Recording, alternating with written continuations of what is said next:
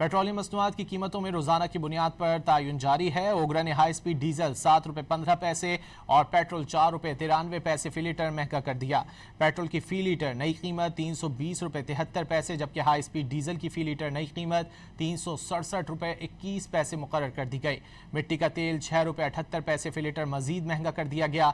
मिट्टी के तेल की नई कीमत 289 रुपये 37 पैसे फी लीटर हो गई। पेट्रोलियम डिवीजन ने आज के लिए नई कीमतों का नोटिफिकेशन जारी कर दिया।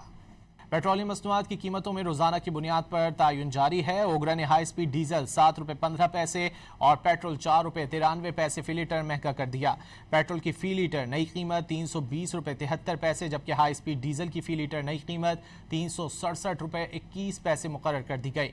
मिट्टी का तेल 6 रुपये 78 पैसे फी लीटर मजीद महंगा कर दिया गया।